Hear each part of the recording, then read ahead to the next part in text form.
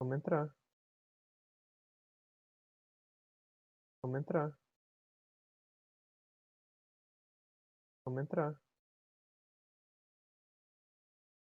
Vamos entrar.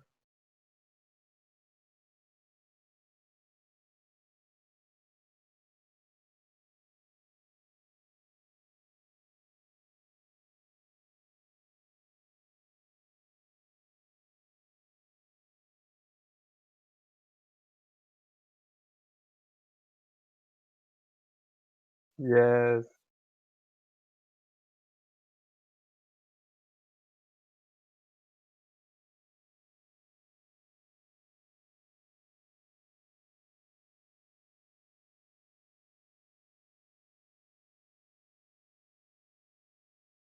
Hi guys.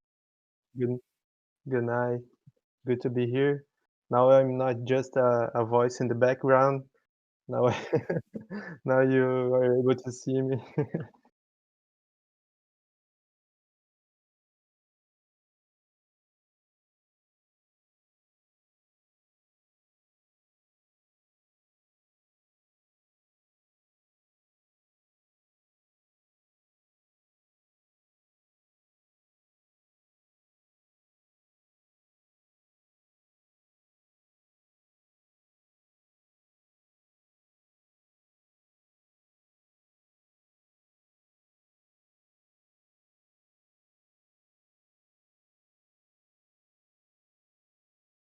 Yes. If you see the video, Breno is not crazy, okay?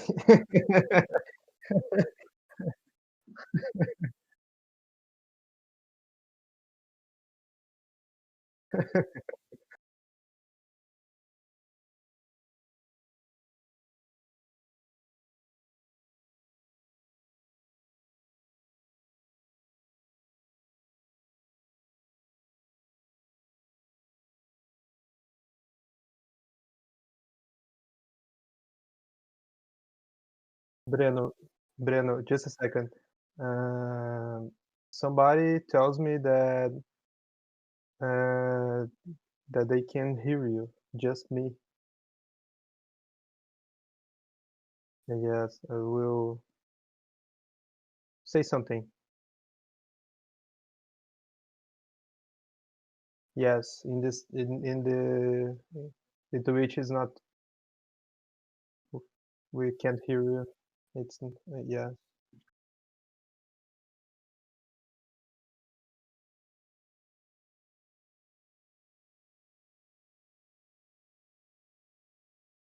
Not yet. No. I'm hearing the live.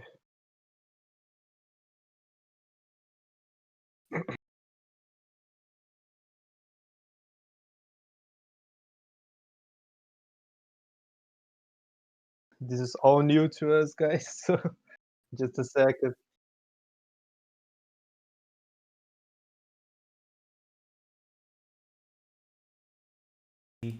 Is it working now? We have Breno's voice. Yeah? Is it working? Yes, yes, it's working. Nice. Let me just organize your, yeah. Let me just get it better. Yeah, we're not, you know, stream professionals and all of that. So we need to get a little bit bigger. There you go. Now we can see the guy. Perfect. Yeah. Nice. And well, welcome to the God Stack, everyone. I'm really sorry about the configuration mistakes. But I believe that everyone can hear both of us now. Is it true? Can we hear both of us? Yeah, I believe that now both of us are working.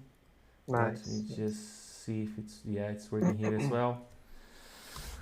Uh, welcome to the God Stacks. I'm sorry about that. Again, we are not professional streamers, but we do everything with much of love for everyone, trying to give the best for everyone, and I hope that it's enough for everyone. We will work today with Docker. Okay. The first thing that everyone asks me, why should I use Docker?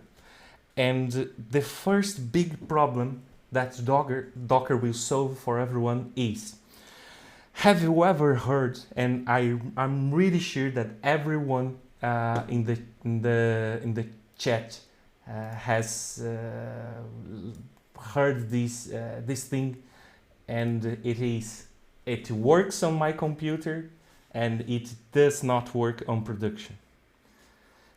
This is really, really, really common.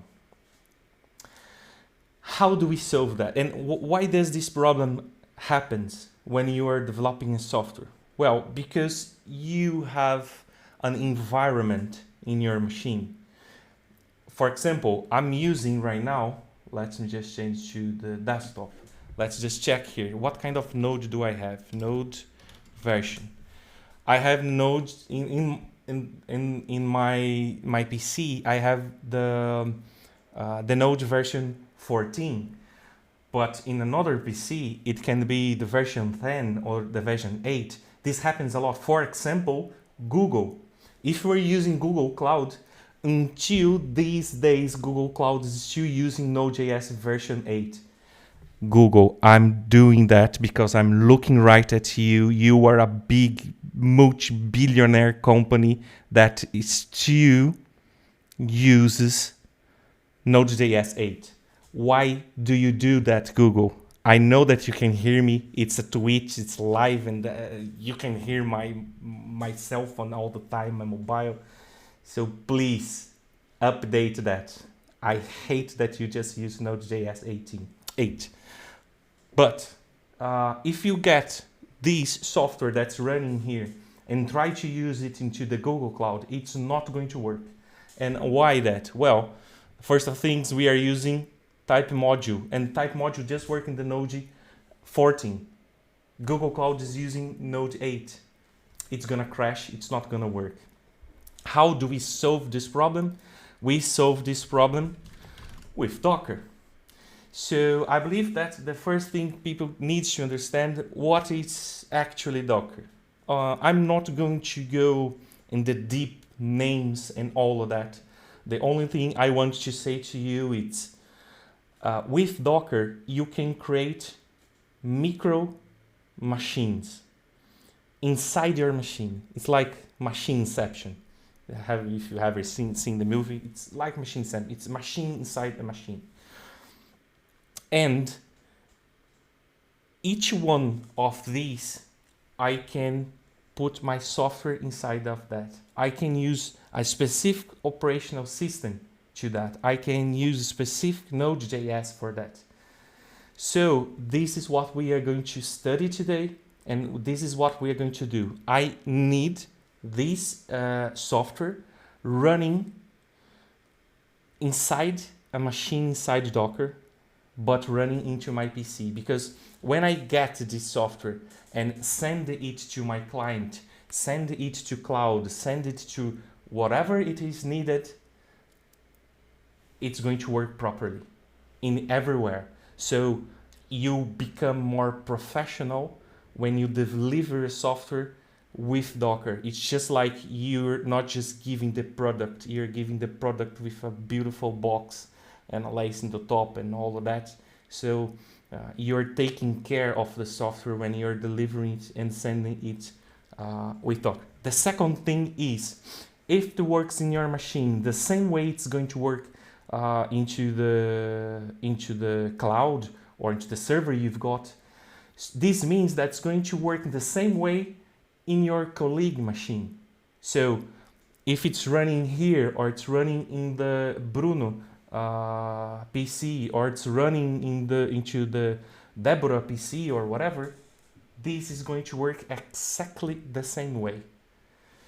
So first things first, we need to understand some concepts, and this is really important. The first thing that we have is Docker. If I want to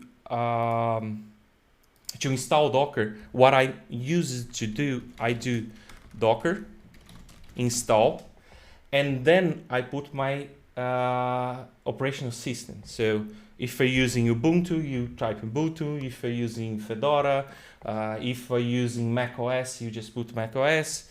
If you're using Windows, format your PC and put some Linux. We are professionals here. It's just a joke, don't worry, you can use Windows. But let's try it with Ubuntu. Okay, Docker install Ubuntu. The first thing that's going to be here, you're gonna have a link to the installation. And I'm just doing that because most of the people forget some steps that's very important, you know? The first thing, he just gives you a command to remove everything that you have from Docker. If you're installing Docker into Windows and Mac, it's just, you know, next, install, yes, I accept, next, and done. You don't need to do much of things. But if you're working it with Linux, there's some steps and they are all important. So this is just removing everything, and then you just updating your system, and then you are installing some dependencies that's important too. And then you are going to install the repository, so you will be allowed to download it. And then you need to choose if you're using this different type of hardware, but most of the people are going to use this one. So you just do that and you are ready to go. You just do another update, and then you just install Docker with Docker CE, Docker CLI, and the container IO that's responsible to create all the containers. Don't worry, we will talk about that all this life. Trust me, you're gonna understand Docker forever. Okay. So, and now the Docker is installed, but there's some confs that is important. The first one, you can jump all of that. You don't need that. This is just testing, see if it's right. So you have uninstall if you want to. Some of the things that everybody that installs Docker on Linux, they forget the continue. There is saying, hey, there is more. You forget to do some of the things, and this is really important. People forget these steps. Do that. Trust me, do that. So what do you need to do here? First thing, you need to create the group, the user group into your system called Docker. Most of the time, this is already happened in the installation. It's already done for you, but do it anyway. It's just gonna say, hey, you already done that. You don't need to do that again. And you say, well, okay, I already done that. The second thing, you need to get your user and give permission to your user to use Docker. So you're going to put your user inside the Docker group. Okay, so this way you can raise Docker. You can use Docker fully in your user. Okay, this is really important. And there is another step that's really important down here that I like to do. It's not mandatory, but I like to do it. It's both of these things. You need to enable Docker on startup. This means that when your machine starts, when the Linux starts, it's going to start Docker for you, and it's going to start the container service, container daemon servers for you as well. I like to do that because I work with that every day. So I want to start my machine and Docker be there. If you don't do that, every time you need to use Docker, you need to start Docker in order to work. Okay. And I believe that that's it. All the other things, it's manual, and some commands that you can use, compatibilities and all of that. But I believe that with these commands I've just highlighted here, it's okay. Any doubts, Bruno, about that? It's just, installation process. And for those who don't know why they need to use sudo to run some commands in Docker, now you know why. Yeah. You need to run these commands after the installation. Yeah. But this is just for the installation process. You need to use sudo. But when you are using Docker, you don't need to do that. And you don't need to do that because you did this step that you are Yes, putting your user inside the Docker. If you yes, don't do that, every time you run Docker, you need to do sudo. And if you're using sudo in Linux, it's a big problem with security. So I strongly don't recommend you to use Docker with sudo. Okay, just do that. Add the user then. because it's not it's not just the command that you are running at the moment. It's everything that is running in the background too Yeah, after that command. exactly, So you need to be careful with that. exactly, exactly. Well, the second thing you need is Docker Compose. So let's Docker Compose install. And let's see what we do we have. Okay, here it is. If we're using Windows or if you're using macOS, you don't need to install the Docker Compose.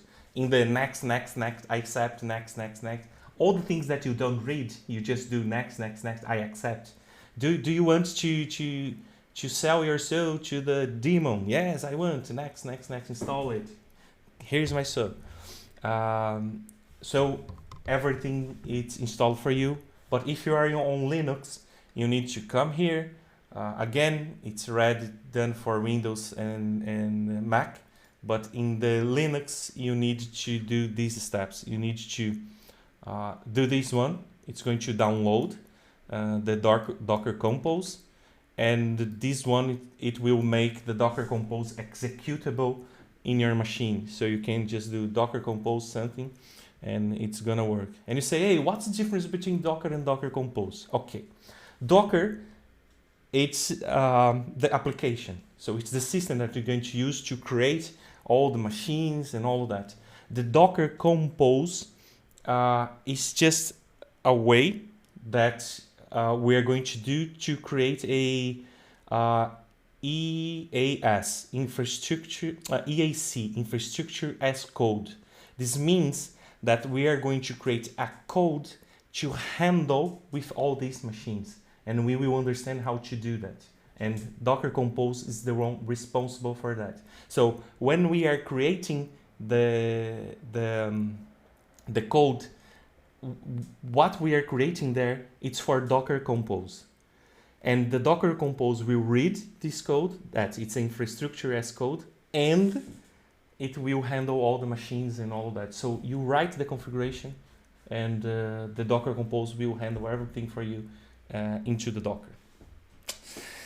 And another important thing when we're talking about Docker and all these things, it's the Docker Hub.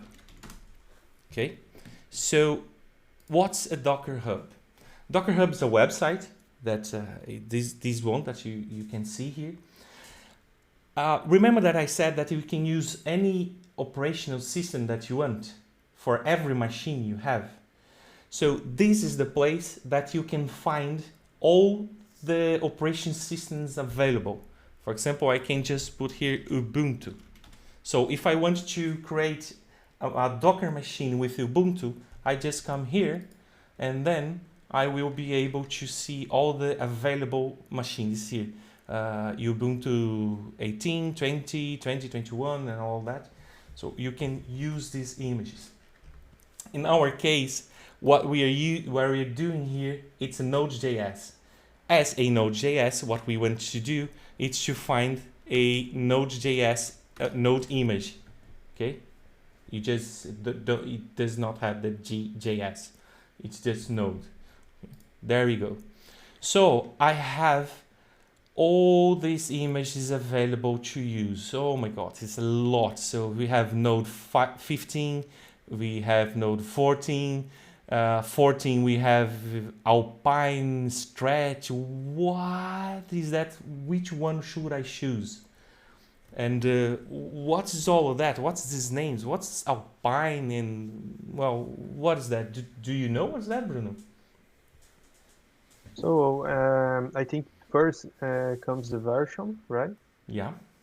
Just I will put in full screen because that screen we can see. Just a second. Okay, now it's better. So first comes the version, and after that comes the how can I say that, Alpine. Um, it means that we have just what we need to run Node.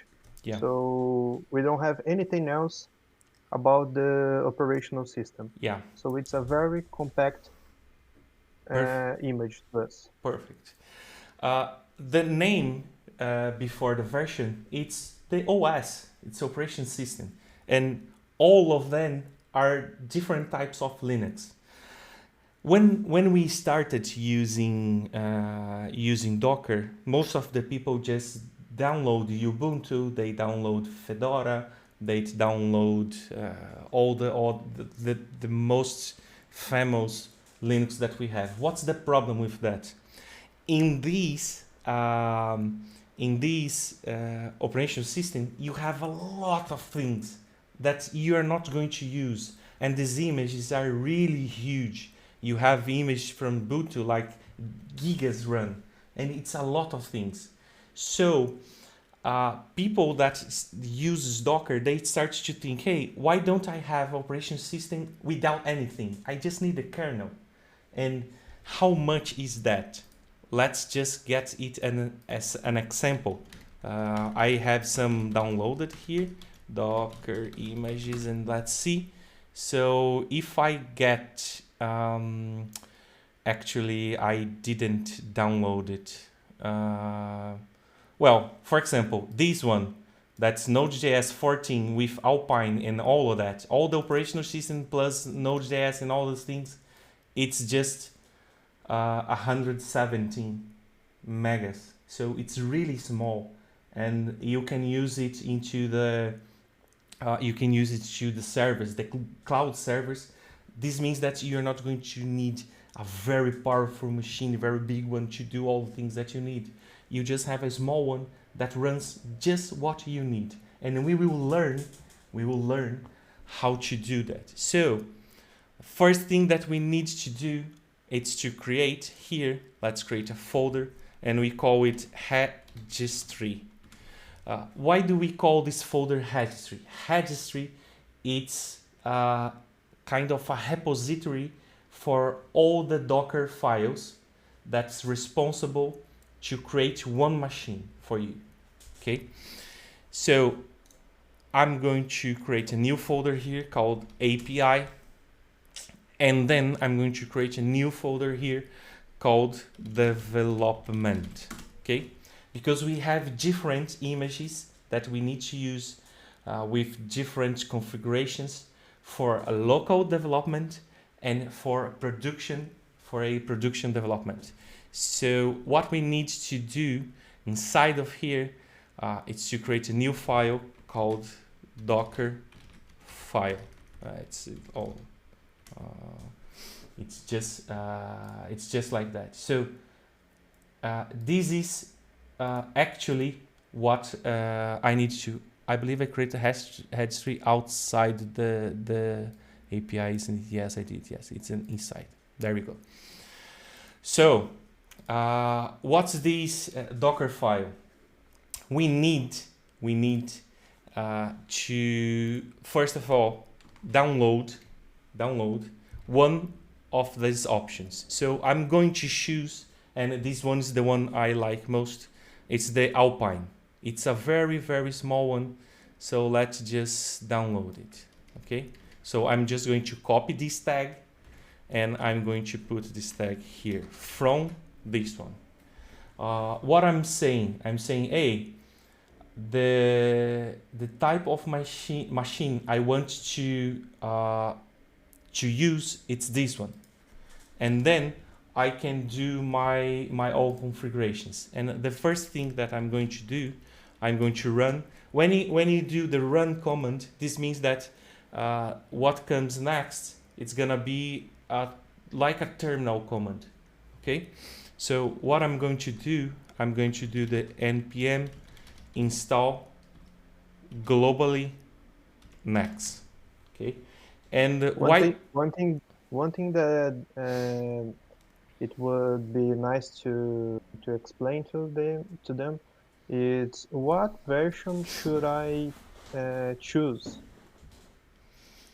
Yeah. Uh, if we're talking about Node.js, I just go to the Node.js web page, for example, and I just look at the LTS. Okay, Perfect. I just Perfect. get this one. The current one, it's the one that they are developing, so it's not stable yet. This one is the one stable, you know.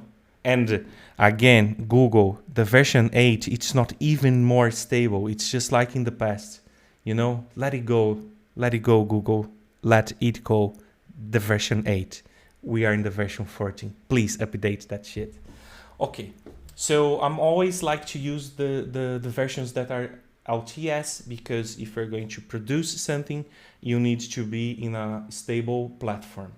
And this is the reason I'm when I see all these lists, I'm going to get the at least the version that it is LTS.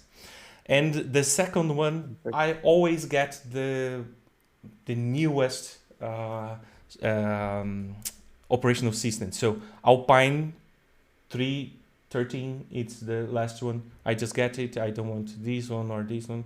I just get the last one when I'm talking about operational system. If you have any kind of problem that this is gonna create a problem for you, you just can get the other one. But usually people get the last one. I like to use Alpine, but some people like to use Strat and Buster. They are both Linuxes. Most of the things here are Linuxes. It's really really difficult to see someone running something on a Linux, a Windows server, or whatever for Docker.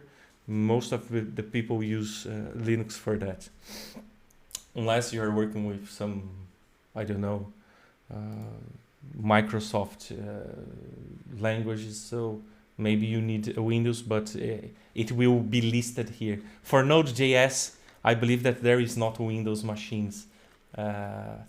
It's not that it's not Windows machines available, but if you want to do that, you need to buy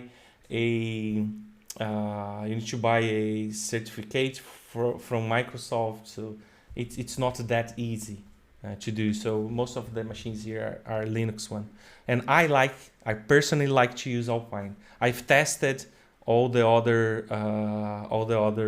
operational systems, but the Alpine is the one that I have least problems with. Okay.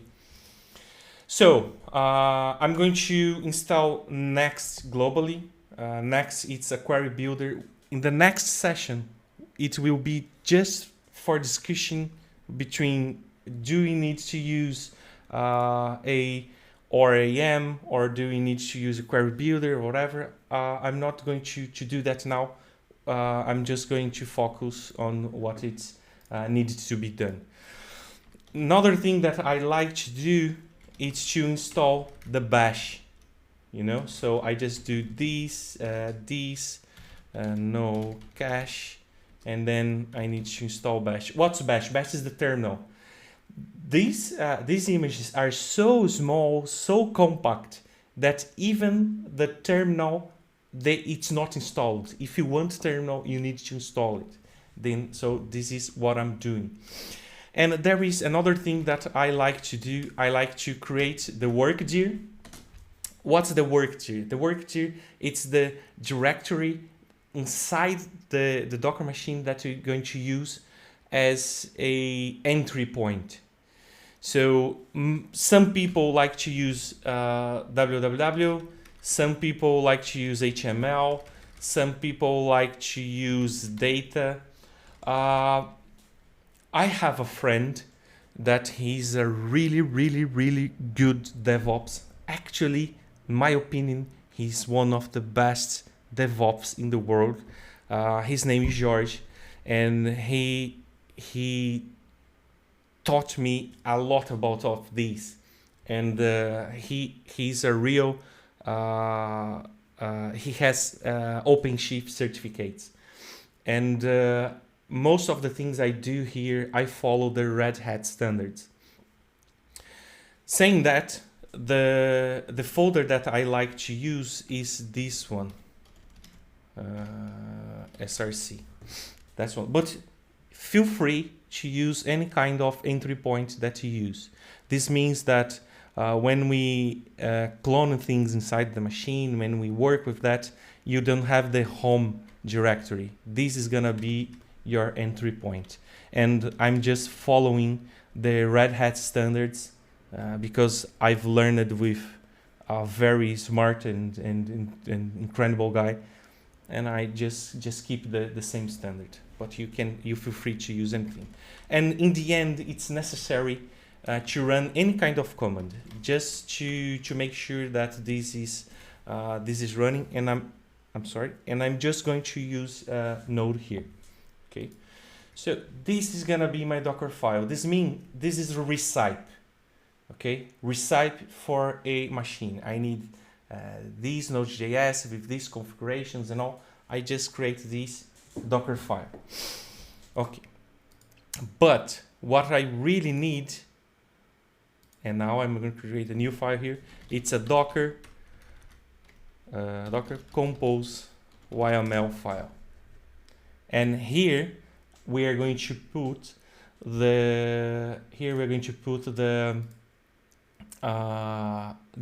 infrastructure as code, as I told you before.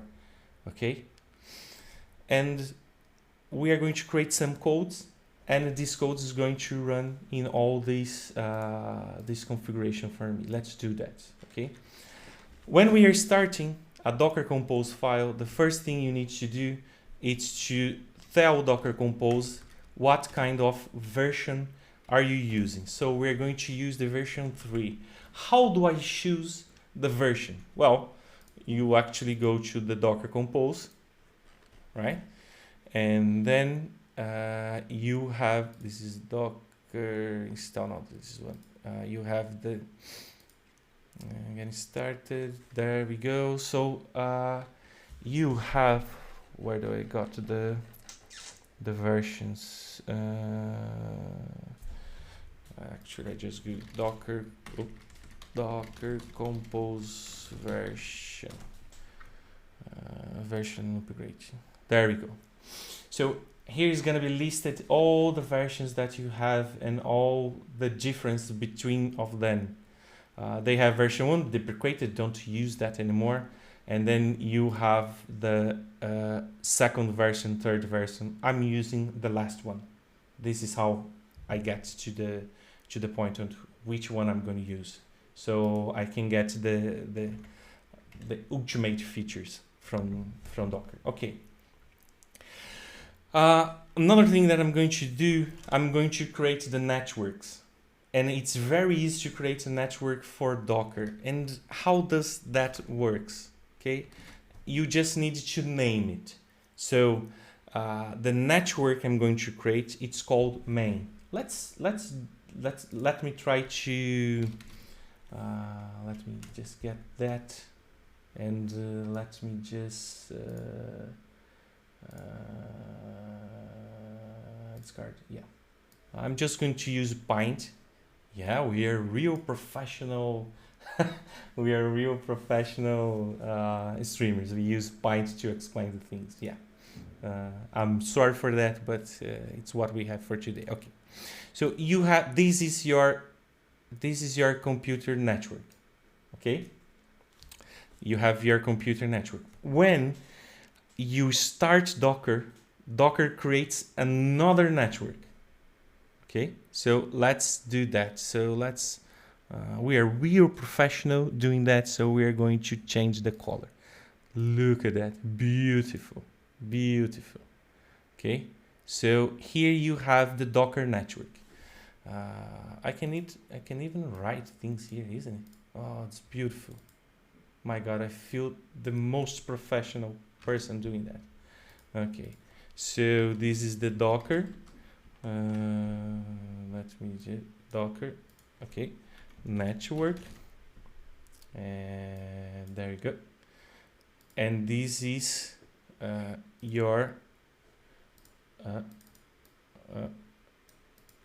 your local network. So what I'm doing here in this file, I'm just saying, hey, the Docker network, we're gonna call it main. Okay, so what we're gonna do here, we're gonna call this network main. What?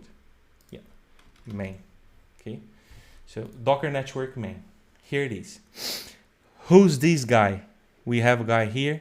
This one. Who is this? This is what we call socket. Okay, I'm not going to write it because it's really difficult to do that. Okay, and then you have all the machines we are going to create. Okay, we have machine 1, machine 2, machine 3. We are professional here, so here it is. And remember that inside of every of these machines, we have its own network. The same way you have your local network, you have for each of these machines a different network. Okay? But what I'm going to do with this, I'm going to say for every machine I have inside my services, everyone will be connected to this network. Okay? So we're going to have 3 different networks. The one in your local network, the Docker network, and then the machine we're going to create network inside of that, right? Nice. Okay. Next thing that we need to do, we need to create the services. And each service that we have, it's gonna be a different machine. So let's create, for example, my API. You just name it, okay? And I'm naming it API. We need to create a name for the container, okay? Because this is how, let me just do that, yeah.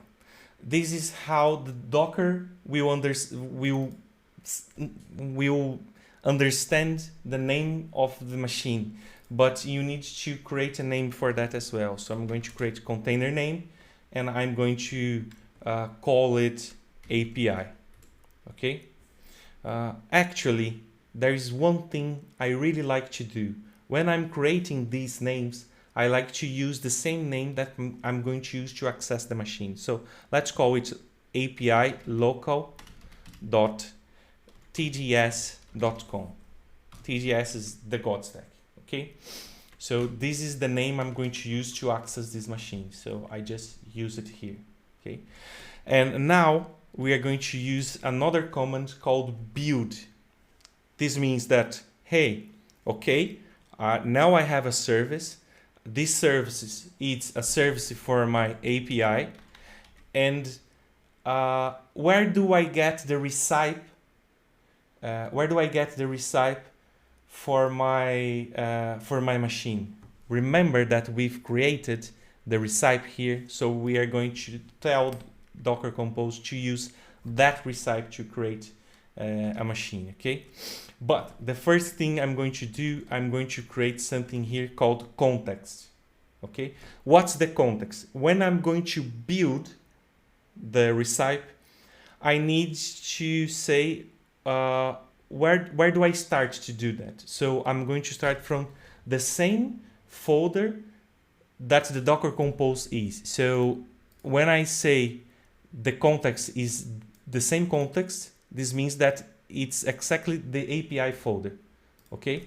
So from the point of the API folder, I need to get the Docker file, okay? So the Docker file will be inside registry. Registry. Let's check that. So registry, and then I will get it the API, and then I will get the development, and then the Docker file thing. It's capital here. Okay, so from this folder, use this folder as an entry point, and then get the Docker file to build when you go up. So when I want this structure to go up, it's gonna read that file. Okay. Now there is another beautiful thing that you can do. You can mount volumes. What does that mean? I'm going to copy everything that is in my machine, and I'm going to put it inside the container. How do I do that? Okay, so let's do that. I'm going to get everything from the folder that this Docker Compose file is, and when you do this and that, when you use this means that from the left it's your local machine, and for the right it's gonna be inside my machine. Do you remember that I've did that? This is my entry point. This means that I'm going to copy this guy and use it here. Okay, so what I'm doing here, I'm saying, hey, copy everything that I have in my actual folder and put it inside the machine that I'm going to create. All these files, I need you to copy to there. But volumes, it's a little bit more interesting because it does not copy. It creates a link between your folder and inside the machine that you're going to create. This means that if I change a file here, the file will be changed inside the machine. And this is the beauty of volumes. This means that if I save a file, it's going to reflect all the documents we have inside inside the machine. And this column works like a mirror. Exactly. Is the folder it's exactly the same. It's exactly the same in the folder that here specified in the as the source, the work dir. Yeah, exactly. Very nice. And then I have another column, and after this column, what I'm going to say is what kind of readability I'm going to give here. And I'm going to say that inside the forum, I will have the power to read and write into the files. This means that now I can actually change anything here, and it's going to be automatically changed inside the container. Okay. Let's keep going on. Another thing that you need to do is to define the ports that you want to open from the point of view of the machine you have inside Docker to the outside. This means that the port I want to make it available, it's of course the HTTPS port. It's the port 80. And then I can create environment, and here it's one of the biggest things we have. So I can configure everything. I can create environment variables for everything I have here. For example, I'm going to say that the port is gonna be 80. Okay, and there are two things that's really important. Node environment, you need to decide it between development and production. Of course, right now we are going to use development, okay, and something called app-env, that's gonna be development as well. It's an environment variable that we're going to use to config everything. You're gonna see it in a real, well, not too much, okay. So you can create any environment variable you want to. If you're using Node.js, for example, when you do process.env.aVariable, this is the variable. So anything you create here, you can access into the Node.js like process.env. whatever.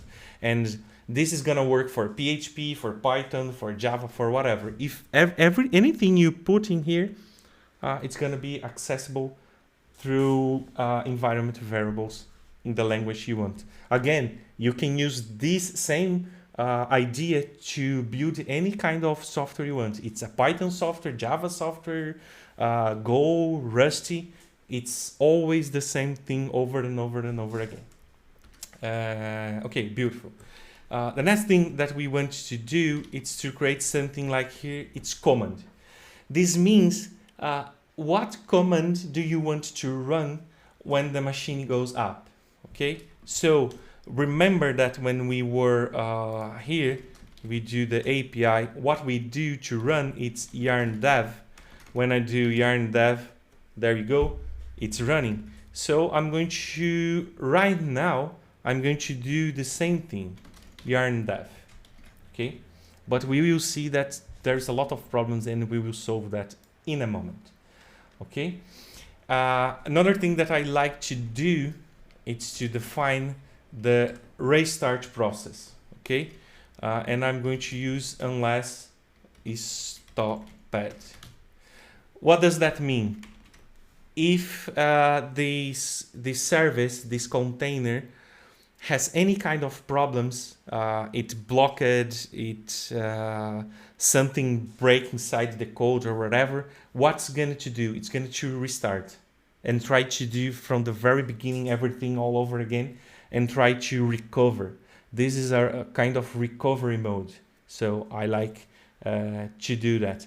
Why we are saying unless stop it? Because I can, if I want to, just send a command to Docker saying, hey, stop it. I don't want it to run anymore. So if I send this command, this service will stop running, and this is what that thing means. Okay, and I believe that's it.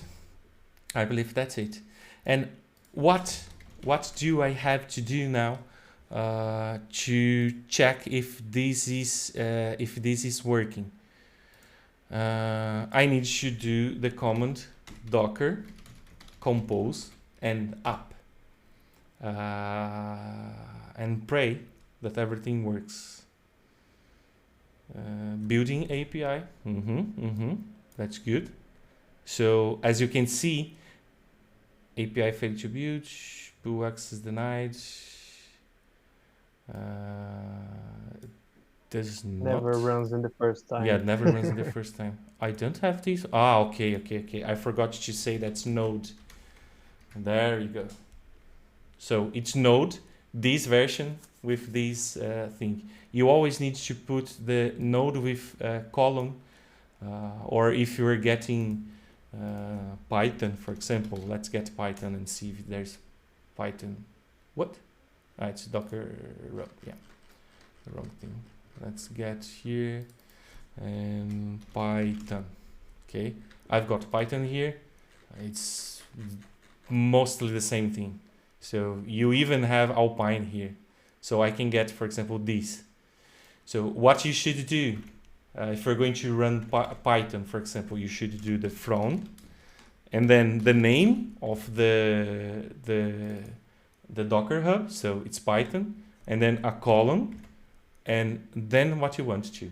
Okay, it's the same thing for the other languages. And let's try to do that again. Let's see what happens. So it's going to build it for me. It's going to download this Node.js with Alpine image. There you go. It's downloaded. It's installing Nodejs globally, and we will go back. It's already working, but let's do that again. So it's doing step by step. So it's running the Next.js, and then it's running installing the bash, and then doing the work there, the command, everything's working. So when everything's working, this machine that's already working for me, and now it's going to do all the other things. So I have all these step-by-step things happening. And of course the command is running. So as you can see here is exactly the same command. And you say, how do I access this machine? First of all, docker ps -a. Docker, let me just clean everything because I have a lot of things from the work that I'm doing. Let's docker compose app again. There you go, okay. Docker ps -a, there you go. This is the only thing running right now. So it's saying inside the container, I'm just creating this 80 TCP. It's up, it's running. How do I access the bash of this? I just do docker execute the terminal, the name of the container. So it's this name, container name. And then I do bash. There we go. I'm inside the container now. And as you can see, the entry point, it's the one I told Docker to use. And if I list all the files that LSLA. If I list all the files, it's just copied everything that's here. Let's create a file here, new file, and let's create, for example, text dot. There we go. It's not inside the API, isn't it? Yeah, now it is. So if I do that, as you can see, here we go. So it's a link between your folder and what's inside the Docker. Okay, let's delete it. Let's list all over again. There we go. It's not there anymore. As you can see, it's reflecting. I'm just going to exit, and there we go, back to my machine. Okay, and how do I access these? Well, let me just check here. You're gonna do the local host and then the port you want to, not 3000, it's 80. Yeah, it's not running because I believe that we are starting it with different port, isn't it? No, it's using port. And of course, I just made my software working, but I need someone to get the names and transform it into the names that I want inside my network. So the first machine I have, this is my API. So I have my API here. This is the API. There we go. So I have my API here, and now I want somebody to listen to the IP addresses that I have inside the Docker network. And when somebody outside this network try to find, for example, this name, API local tgs.com, this means that this will be the responsible to do that. What we use here, it's something called reverse proxy. Okay, reverse proxy. There are some really important reverse proxies in the market. We have Apache, we have Nginx, but the one I'm using in this moment, it's Traffic, and I really liking it. So I'm just going to create this service here, Traffic, and as you see, my API is using build, but you don't need to use build. I'm just doing that because I want to build the recipe that I did, but I can just get an image from the Docker Hub directly. It's just like no, not this one. It's just like getting these. If I want to, I can get these directly and run directly these images. I'm just using this recipe because I want to install other things and define entry points and all. But if I don't want to do that, I can just get the image directly here. And what I'm going to do, it's going to use the Traffic key, and it's going to be version 2.4. Okay, so And now I'm gonna have two different services, the reverse proxied one and the API one, okay? And then again, container name, and I'm going to call it traffic. And there is a lot of comments. I will just copy all these comments because it's a lot of things. Let's just copy everything and then I will explain to you. There we go. So when I'm creating this, there's some comments that I need to run. Okay. The first one is to say, hey, I need you to expose a API for me, so I can actually access the proxy and see what's going on, or I will have a dashboard, and this is enabling the dashboard for me. This is saying that the things that I have as services can be Docker containers. Okay, so I'm just doing that. I'm just saying that this proxy will be responsible for every request that I have in the HTTP server, and I'm not going to send any information about my proxy using. The Traffic, it's a very good proxy, and they have Traffic. It's a company.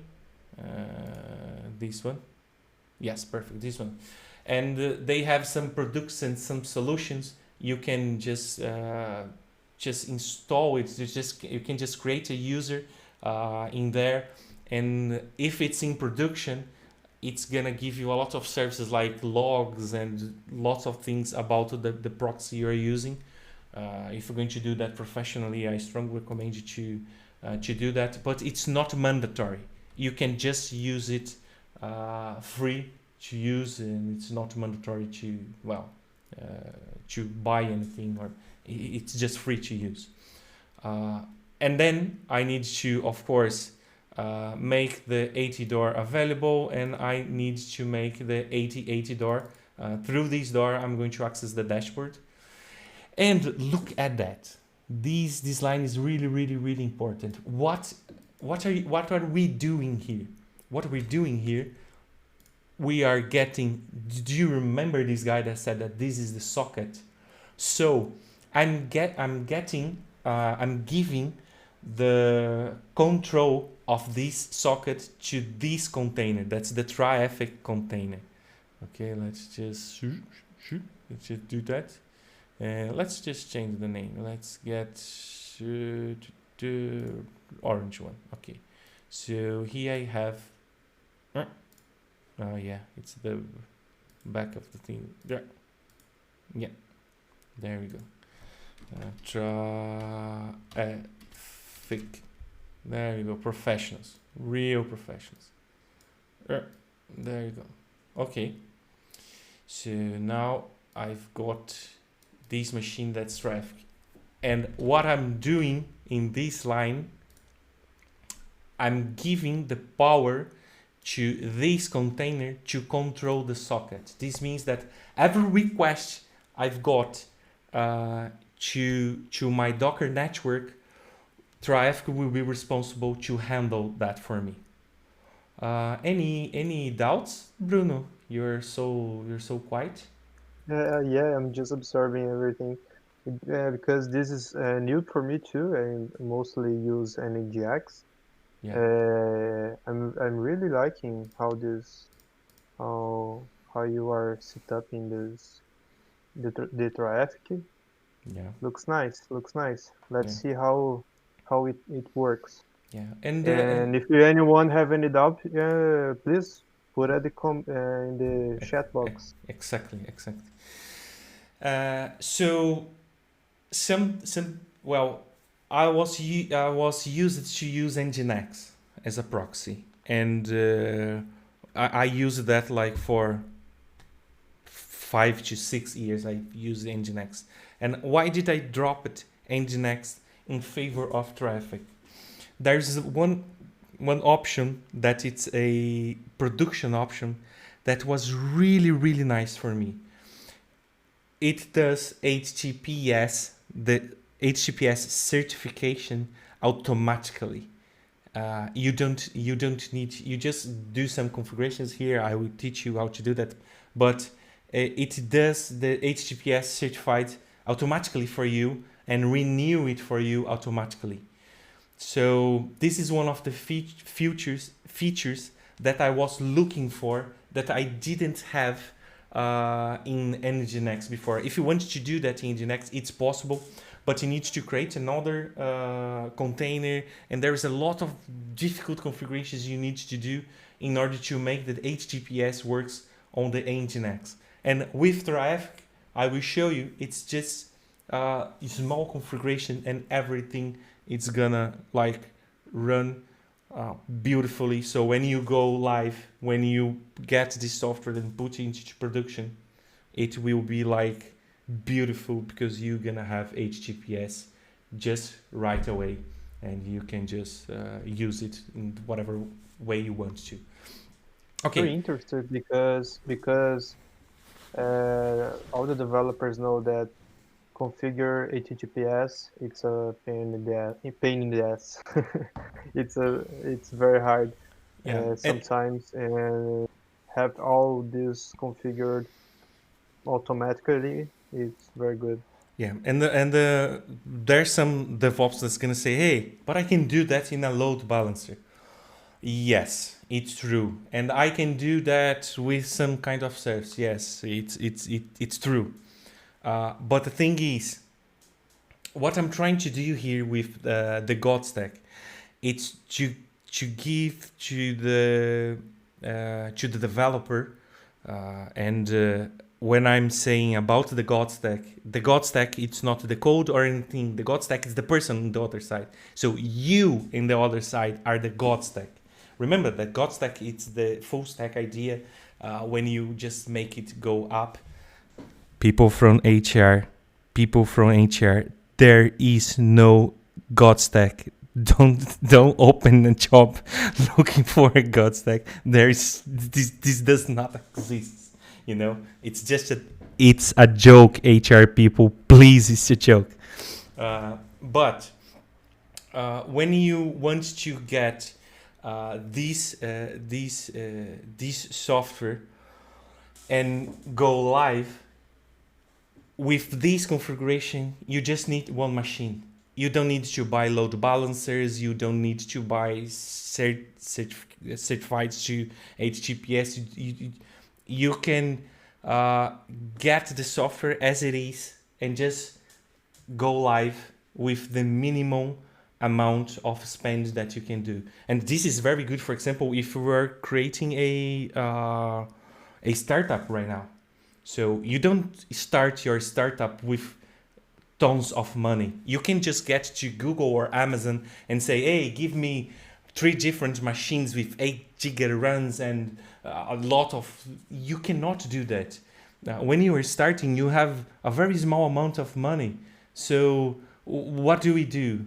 We get the smallest machine that we have, and we get the best that we can from that machine. And then our software is going to run. It's not going to be the fastest software that we have, but you're going to get the first client. The first client is going to give you money. With the money that the first clients give you, you're going to buy a better machine, and that better machine you can scale up, and we are creating a structure that's going to scale up with you. So at some point you're going to say, I don't need to use Graphql. I have a good load balancer from Amazon or whatever. Okay, do you have clients to pay for that in order to have these machines and all that? Yes, I have. So good for you. Let's just remove the traffic from here. Now you just have one machine. You buy one machine just to do the API, and then you have your load balancer doing all the load balancing things that the load balancers do, and you can spawn different machines and you can do whatever you want. But you start small and then you grow up, and I believe that this is the most good way to produce a software. This is the most way to present a software to your client. That this is the most important thing. This is why I always say it's not the language, it's the engineering. You need to look to the software with a lot of care, with a lot of love, and get that and look to your client and understand the needs that your client has, and then create a software for that client. You know, you have a small client, you're going to use all these techniques to present the software and put it into production. You have a big client with tons of money and they just want to go right away with all that. You will be able to do that with scaling up this infrastructure. This is the reason I'm using that. And I think we're going to have like 4 services here: the proxy, the API, the SPA, and the database, right? Database, exactly. After when we approach the Lambda, you're going to see how powerful this is. This is a very powerful tool. Exactly. Because this will be auto scalable. It will be very nice. Yeah, exactly. So don't miss the next slide. yeah. We will get there. We'll get that. It's gonna be mind blowing. Okay, so this is everything that I need to configure Traffic. And now I need to connect my API with Traffic, and how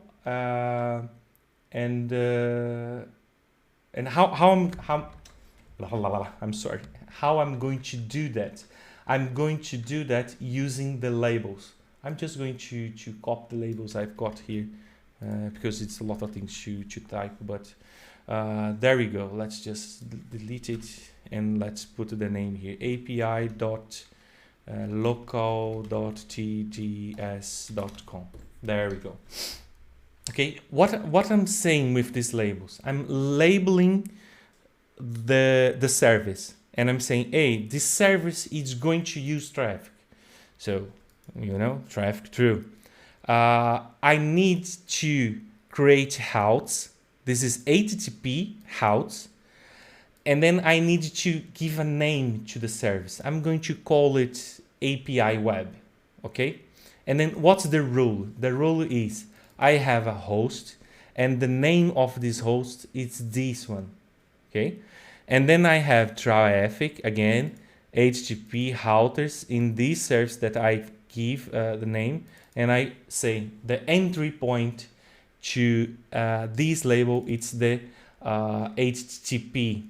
Here we go. This is the entry point. Entry point, here's the name of that. So the entry point HTTP means the AT door.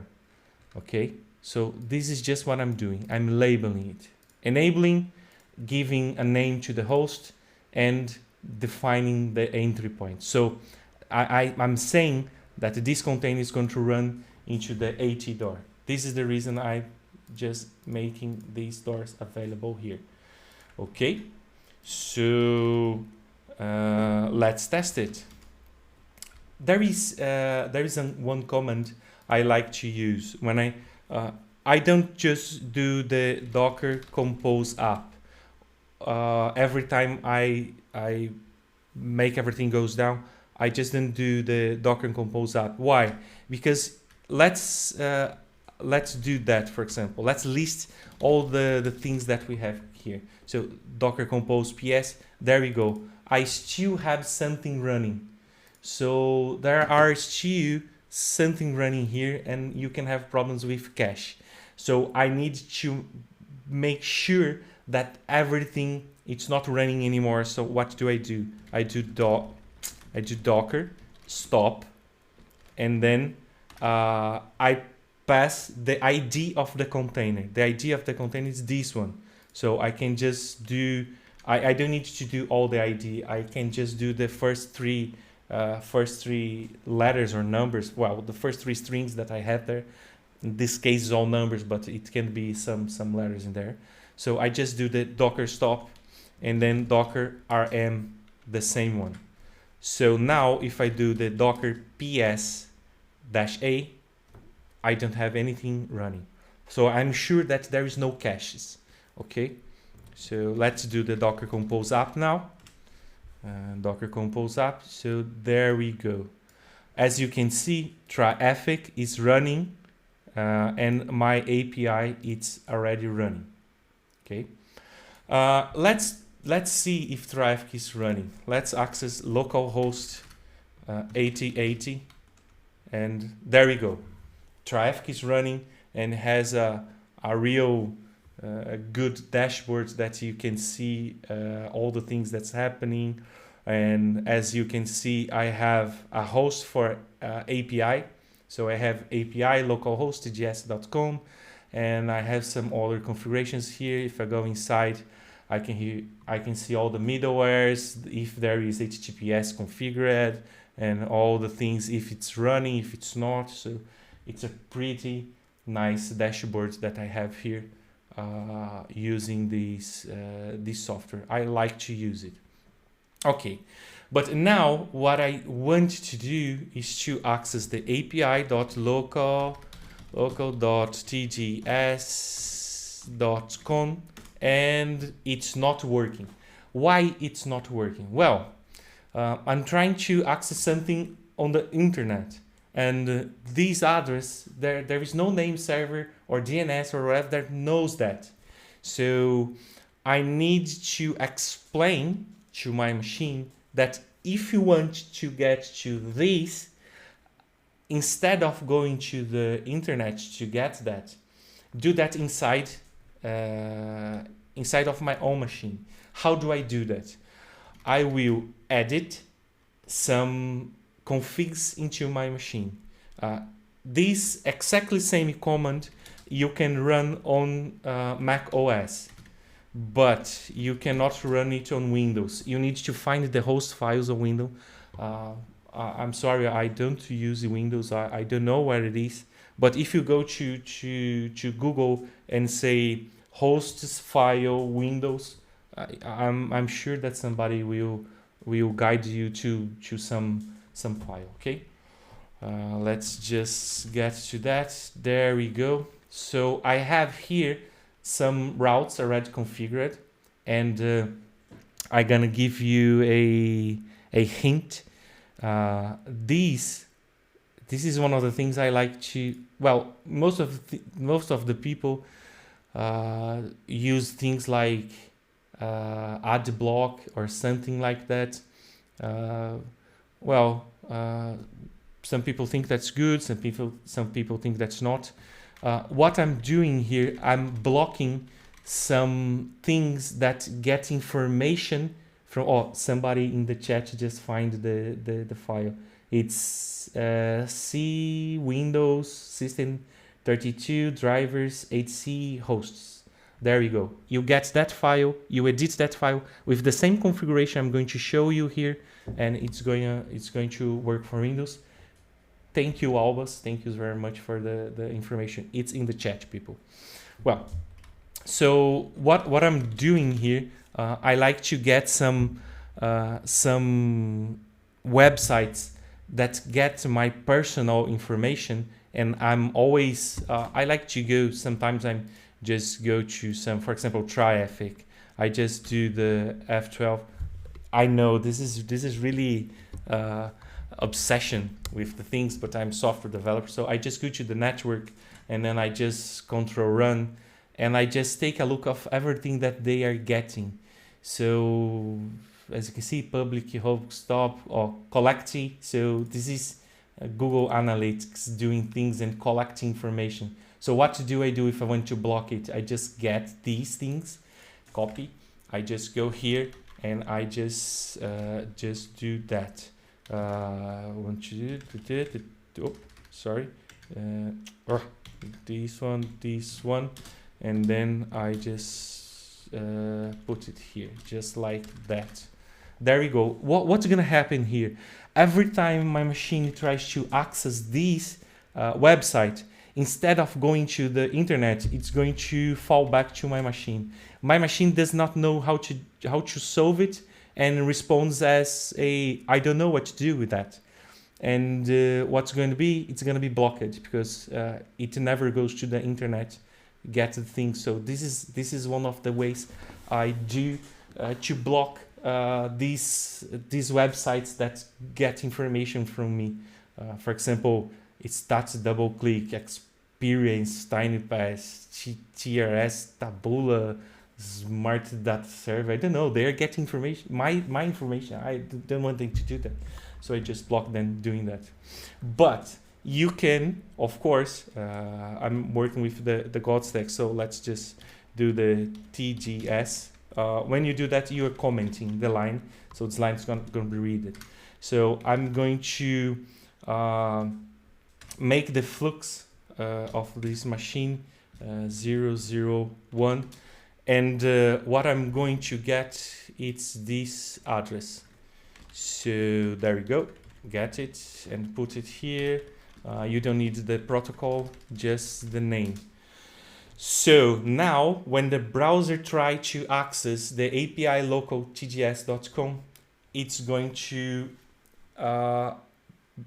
make this request and ask it to my own machine. So let's just do that, W key, and now let's see what happens here. There we go, beautiful. It's really, man, I don't know, I'm really happy when this kind of things happens.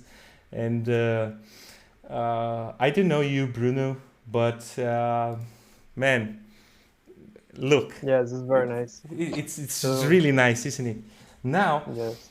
you are in your machine developing software, and it's not With anymore your own, the local host, whatever. What you know, it's more professional. You know, guys, we are getting professional. We're, you know, when I say God stacks, that you are going to get to the God stack. I'm not. It's not. I'm not lying. You're gonna be there. You're gonna be real professional. And look at that. So if you want to get this software and runs into production with, for example, if we want the tds.com, it's impossible to get this name. I tried, but well, it's impossible. tds.com. What do? You just go live. You just go live and change this name. There we go. You change it, and now you have your production software working, and we will understand how to do that with HTTPS. It's beautiful. It's actually when I see these things happening, I'm really proud as a software developer. There is, yes. yeah, isn't it? We are using our domain naming system to manage this to us.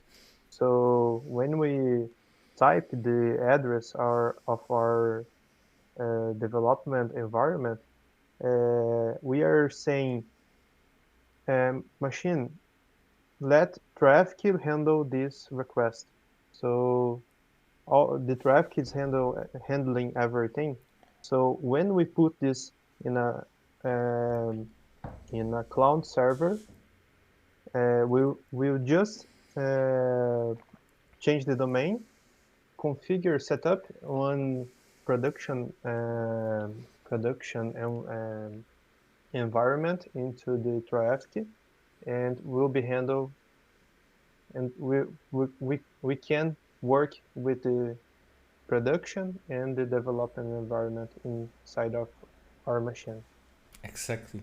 It will be And very nice. and again, there is other ways to do that in a cloud server.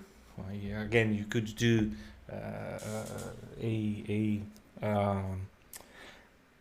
load balancer or whatever. But what we are doing here, it's the possibility to understand, well, what you're doing here, it's actually cloud. This is cloud computing. This is cloud computing. You're creating a service with all the machines that you want to. You are just actually mimicking the Google and Amazon in your machine. This is exactly, this is the proxy. You can put a load balancer in here. You can do whatever you want with Docker. It's beautiful. It's beautiful and not that difficult. Not that difficult. You can do that. You can, if you're junior, whatever, doesn't care. You can. It's really easy to work with. Really easy to work with infrastructure as code. So I'm creating all the infrastructure as a code, and it's all configured properly, and well, it's beautiful. But Yes, you just gonna to put that in a cloud server, run, and you will have all the infrastructure ready to you. ready to use. And yes, if you don't have that, we will have to have acknowledgement about firewall, and this is not a common acknowledgement to all the developers. So you can with Docker you can handle all of these things. Yeah. But we have a problem, and we need to solve this problem. And let's create the problem, and then let's solve the problem.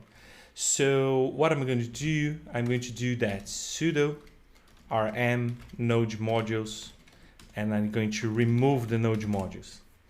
Okay, nice. Why didn't it remove it? Cache. Okay. If I try to do that, it's not working. As you can see, now it's just trying to do again and again and again and again. It's not working because I don't have it anymore. So this command, it's not, how can I say, complete.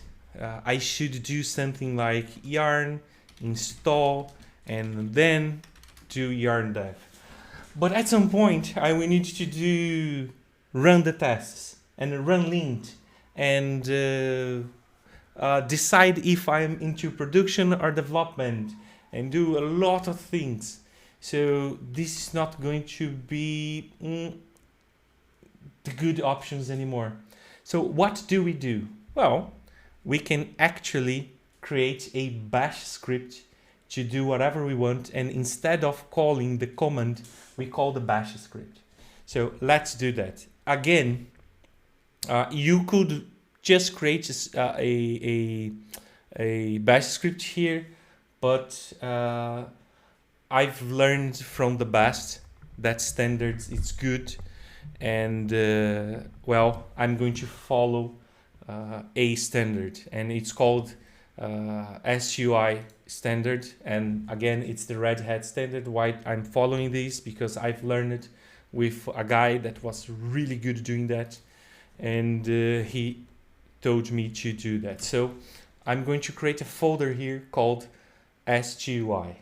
Okay, and inside this folder, I'm going to create another folder and say that I have binaries here. So this means that it's executables. Okay, and inside of this folder, I'm going to create two files. The first one is called assemble, and the next one it's called run. Okay, into the assemble file, what I'm going to do is I'm going to run everything that's needed in order to build my my backend. And into the run, it's everything it's necessary to do the run process after the deploy. Okay, so I'm really mimicking everything that we have into clouds. Nice.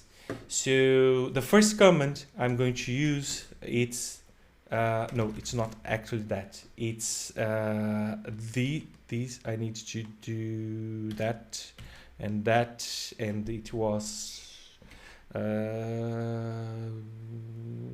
being bash.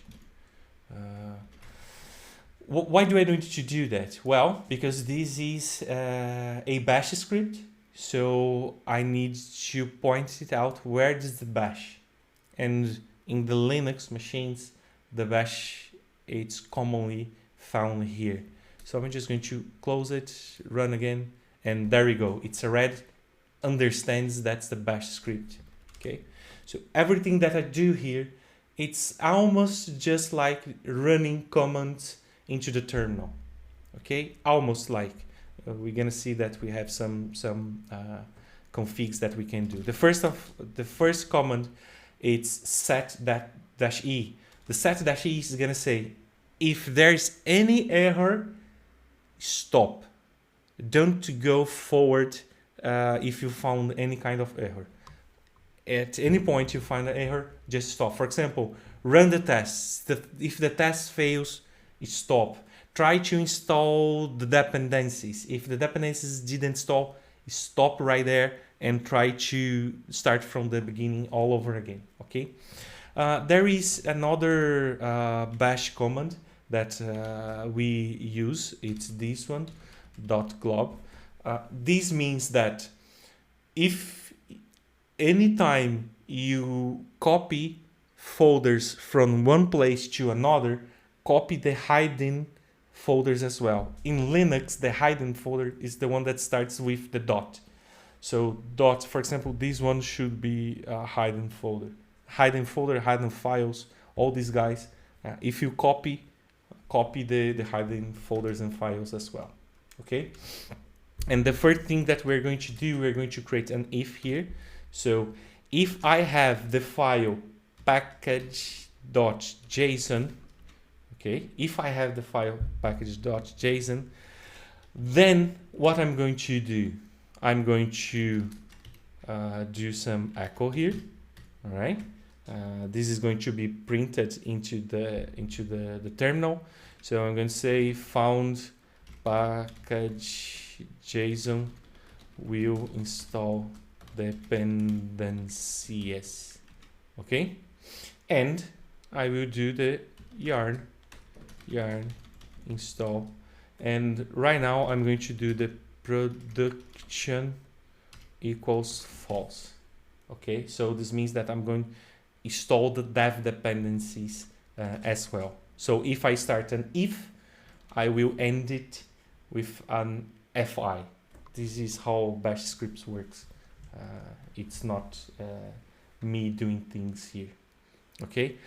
Remember that we have the lint, so we can do the yarn lint and check if everything's there. It's creating an error because I didn't install. So I do yarn, for example, yarn install. It's going to do that. So yarn lint to that yarn lint. There we go. I don't have problems with lint. Okay, let's remove the node modules as well, because we need to check for that. Okay, and this is the moment that we are going to use the environment variables. Do you remember that we created this environment variable? It's called a appenv. So I'm going to use this appenv here. How do I do that? I start with a $sign and then the variable I want. And if this equals development, then what I'm going to do, I'm going to do the echo and then checking linked in project. Okay, so if there is any linting not working, this project is not going to go up, and then I'm going to finish this process. Okay, and I'm going to repeat these things again. So if I'm into the development, what I'm going to do, I'm going to call the S2I bin and run. So I'm going to call the run, and else, this means that I am not into a development thing. I'm just going to copy here because it's faster to do. There we go. What I'm going to do, I'm going to remove cache config, okay, and then I'm going to call run anyway. Fee. There we go. This is everything that I need for the assemble part of my software. Much more professional, isn't it? What do you think, Bruno? It's a lot better. It's a lot better. Very nice. Better. Yeah. I don't usually use these comments, but it's very nice. I will give a try. You totally should. The software is gonna appear to be more professional. So if you are in development, we're going to do yarn dev. But into production, I don't need the hot hello doing, so I can just do the node src index.js. Okay, so if I'm working with development, just yarn the dev, the hot hello will be there, all the dev dependencies will be there and everything. But if I'm into production, I just need to run Node, and Node will run the software for me. That's it. There is another thing I need to do. I need to do sudo say mode and executable, because it's a bash script. So I need to give the executable permission to the file. So let's do that. Bin and assemble. Okay. And then I'm going to do the same thing for the run. Okay. Now, both of the scripts I've made, it's executable. Perfect. And now, in my Docker Compose file, what I'm going to do, I'm going to instead of running the yarn the yarn command, what I'm going to do, I'm going to call inside of and then let's do that here. So .sqi and bin, and it starts with a symbol. And let's check if it's first of all, docker stop. Let's stop everything. Docker ps aq. This command docker ps -a-q lists all the IDs of the containers that's running, and then I'm getting all the IDs that the container is running, passing it to the stop, and then I'm going to do the same thing to remove all the containers that's running. That's what I'm doing here. There we go. In just one command, I can do that. And now I'm going to do the Docker compose app and see what happens. And there we go.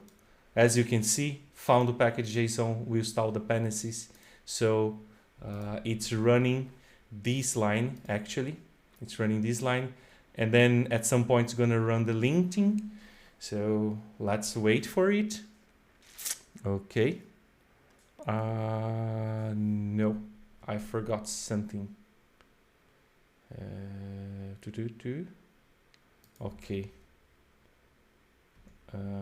Let me see what happens. Assemble on line 11. I'm missing something here. Backend. Let me see if I.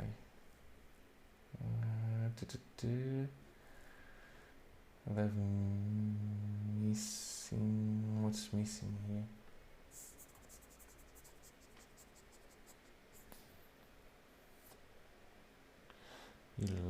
What have I done wrong? Doesn't seem to be wrong. Development and all of that. And let's just copy these. There's no difference between this one and this one. Okay, let's try it again. And the line 17, it's producing an error as well. If f package JSON, yeah. Let's see.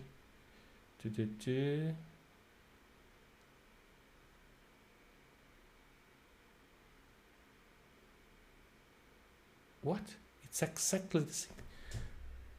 There's just one difference. I don't get the difference. It's not that one. It's not possible. This is just a space. No, it's not a space. So what's the difference between this one and this one?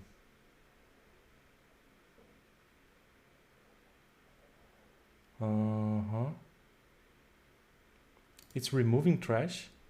It's not getting in here.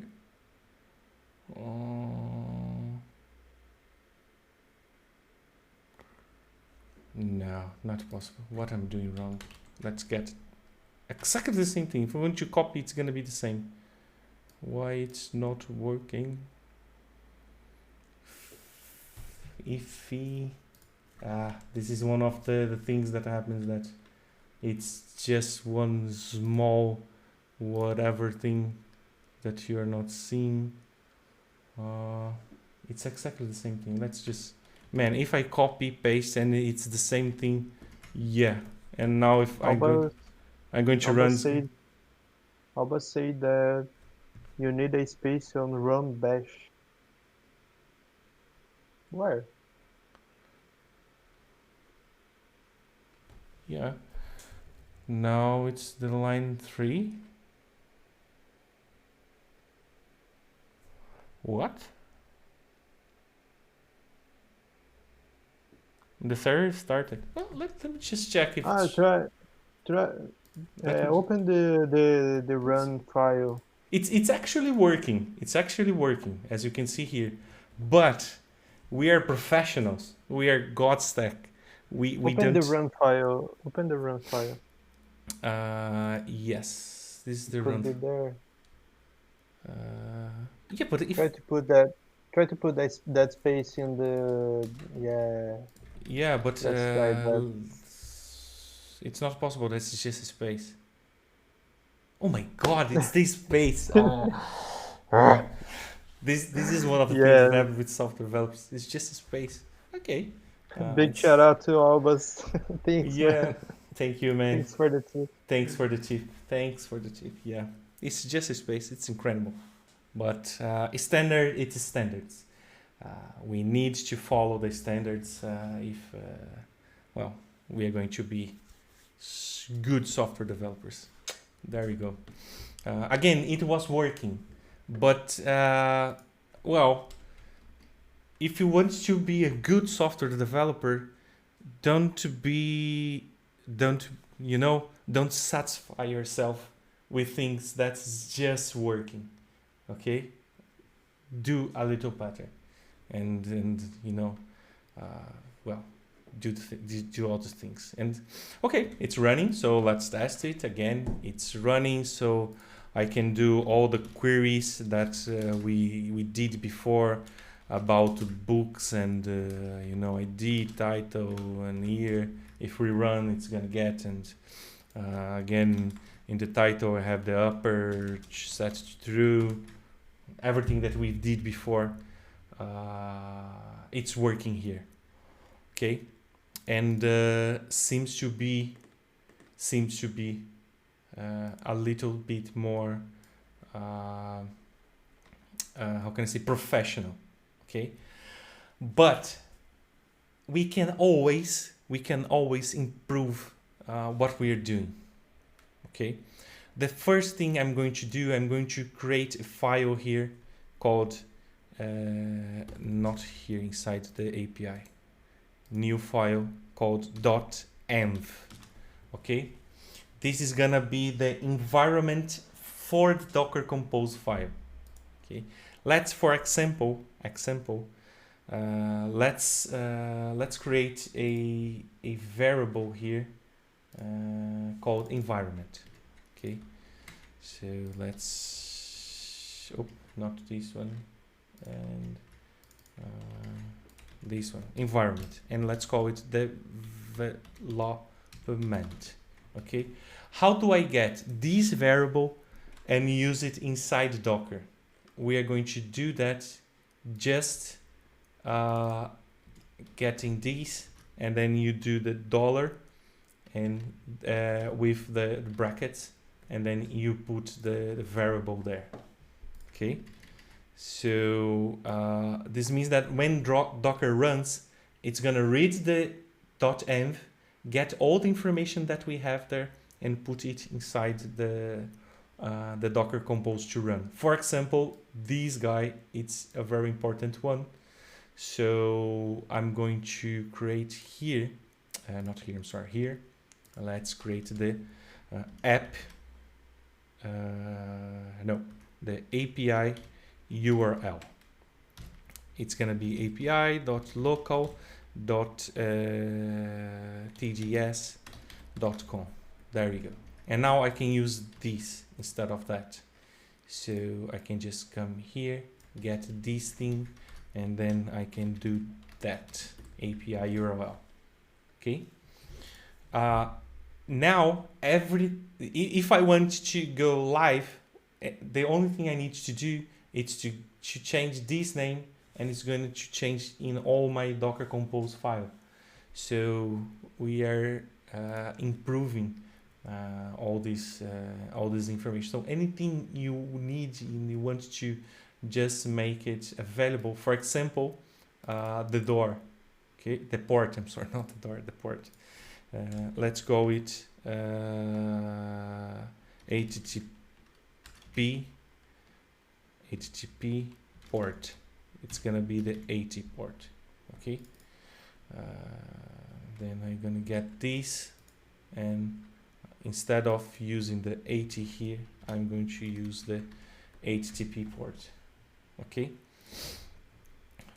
Perfect. Of course, the HTTP port I can do that here as well. So it's gonna be like that HTTP port. Okay. So if I want to change from HTTP port for any kind of reason from 80 to 3000, 5000 or whatever, you just change in one place, and it's going to be reflected to all the other places, right? This is nice, and okay. Seems good. What I want to do now is to create another file, Docker Compose, and I'm called this production. Okay, so how it's gonna be, it's inside the API. Okay, Docker Compose production. All right, I'm just going to copy all this information, and I'm going to put here because it's gonna be almost the same into production, but there is some small differences. Okay. The first thing that's different, it's the certificate. Let's copy it and let's put it here. So there we go. What I'm doing here, I'm creating, first of things, I need to create another entry point, okay, for HTTPS. So another 18 port for HTTPS. Everybody that wants to use HTTPS, we use this one with this port. Of course, I need to do the thing here. Let's just copy this, and you already know how to do that, so let's do it. HTTPS port, and the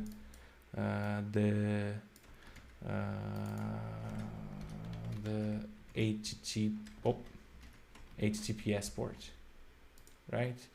And of course, if I'm going to create an email, I need to say the person that's responsible for that certificate. So let's put my email here, brenomazeiro@gmail.com. Perfect. So what I've added this information. So certificate resolvers, I'm going to use SSL, HTTPS, of course, and we are going to use middleware called Acme. And the HTTP challenge is going to be true. This means that it's going to do a HTTP challenge against this server. The HTTP challenge entry point is going to be an HTTP. The owner of the certificate, it's going to be this email, and then I have the Acme JSON. That's the file with the certificate in here.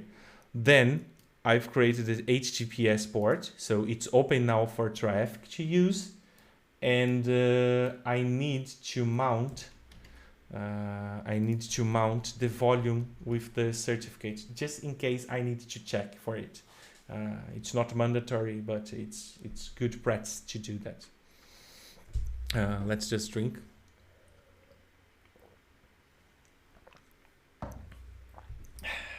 Nice.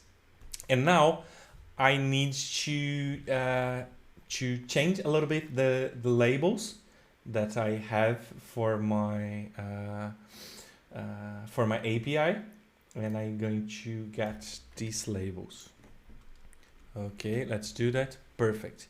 So what I'm saying, if we were going to use HTTP in the routers, okay, and in this service, I need you to use a middleware to redirect that. What middleware is that? It's the middleware that's going to redirect the scheme. This means every time you try to access HTTP, automatically send the person to the HTTPS. Because now I have an HTTPS certified. And the same thing I did to the HTTP, I need to do to the HTTPS. So traffic, HTTP protocol, routers, and then I create the same name services with secure. So secure web service is going to be run with HTTPS. The rule of that is going to be the same one, okay? And the entry point is going to be HTTPS. Why HTTPS? Because I have it here. And it's gonna be a secure one. So the certified, it's gonna be this one. I'm going to change this thing to local, okay? And now I have two different files, one for local and one for production, okay? And I still have the same .m file, so I'm going to do the HTTPS, and it's gonna be 443. And the only thing you're saying, hey, don't I need to open the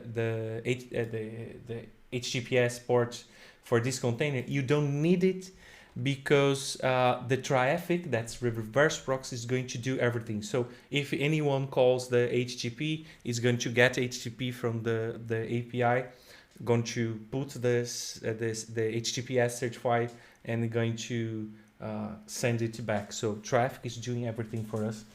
We don't need to do that. It's beautiful. It's really, really beautiful. Okay. And I believe that this is everything that we need to do. Let's just try it again. So I'm going to run these commands to completely remove all the Docker cache, all the machines and everything. Removing it. Perfect. And now let's do the Docker Compose app. It's not working. Why? Okay. I don't have the Docker Compose file. Let's just cp Docker Compose production to Docker Compose YML. Okay. So now, if I want to work with production, I just copy the Docker Compose production to Docker Compose. If I want to work locally, I just copy the locally to Docker Compose, and it's gonna run. So let's do that. Okay. Seems to be running, but as you can see, the traffic is gonna say, hey, I'm trying to create a certificate. Sorry, I'm always saying certified, but it's certificate. I'm going to create a certificate to API local tds.com, but I cannot do that. Why it cannot do that? Because you cannot reverse this API in your local environment. The Let's Encrypt, it's the registry that's creating the certificate, cannot access your machine because there is no domain API local TDS on the web. So it does not knows how to come back. But if you are into production, you probably have a name there that's accessible through a domain name server or whatever. So this is going to work, but it's going to work a little bit. Let me just show it to you. So let's go back here. As you can see now in the dashboard of traffic, you have the HTTPS. You have the HTTPS certified, as you can see here. So you have both of them. You have the HTTP endpoint and HTTPS. So when I try to access these, it's gonna say, hey, you have the TLS through, so you have a certified resolver, but the middleware is not here because it's not accessing, as I told you before.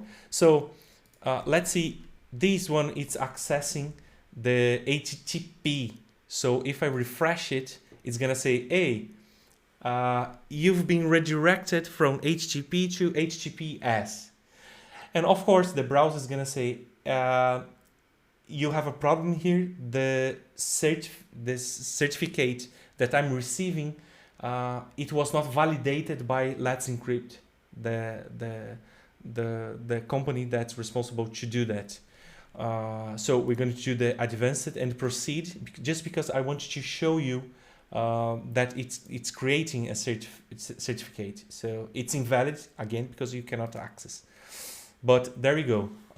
The name of the certificate is traffic, and it was created in this date, and you have all the information here. If you were live, this was just working, and it's automatically renewable by traffic, by Let's Encrypt, and all that. So you don't need to just think of that. You can just go sleep, and everything about HTTPS, it's working for you.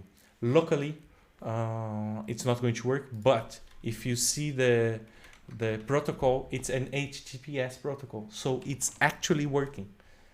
Okay, and it's beautiful, isn't it? What do you think, Bruno? Yes, very good.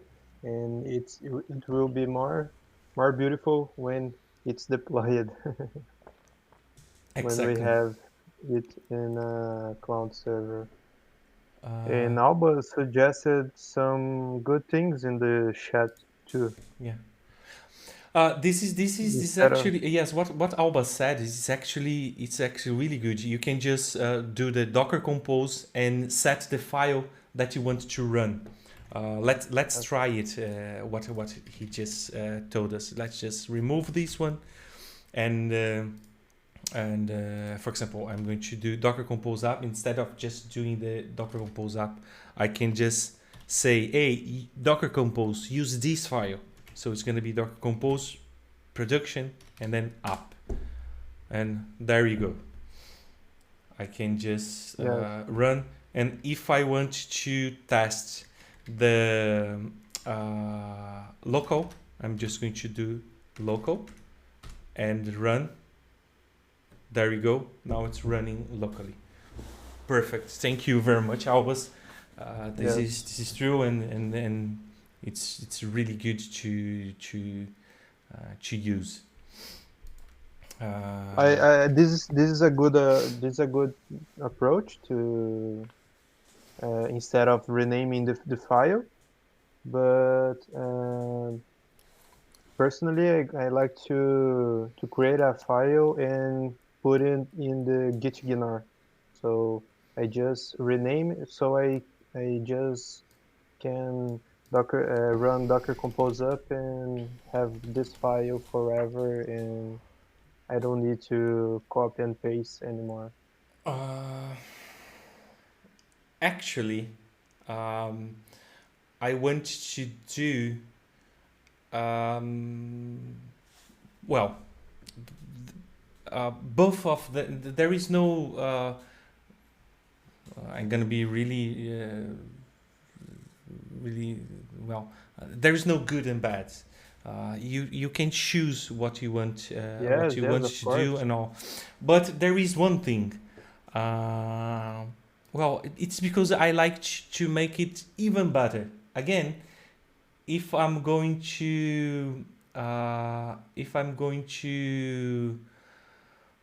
how can I say, to make it more presentable for my clients, what I really want to do is something like that. So I'm going to create this example, okay? Because you never commit the .env file, you know. So you just create a .env example, and you just commit the .env example, because now we don't have, for example, I don't want to commit my name. So what I'm going to do here in the .env example, I'm just going to create something like that, and then I'm going to copy it all over again, like this, for example, you know. And at some point, you're gonna have the DB host and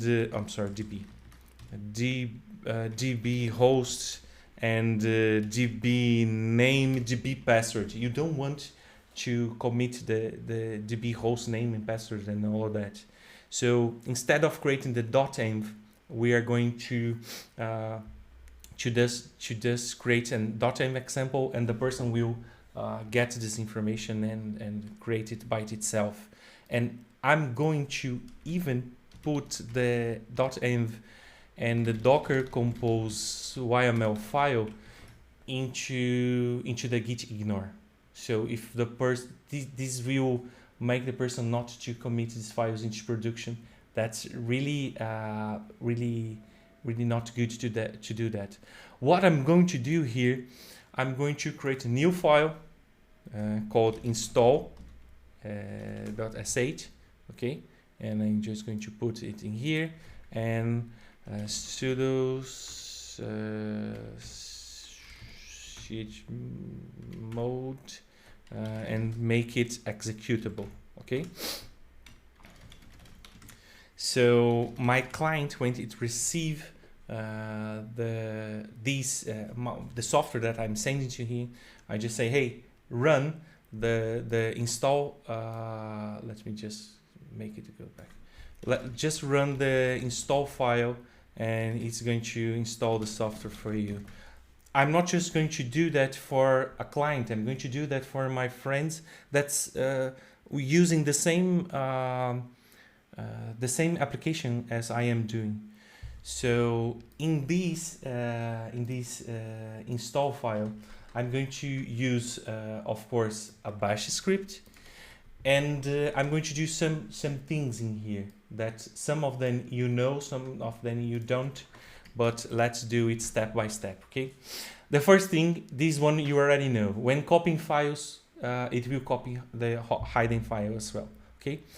I'm going to create some variables. These variables has some colors. So when it's error, it's red. When success is green. Warning, it's yellow. Message is gonna be blue. And this is gonna to end the color.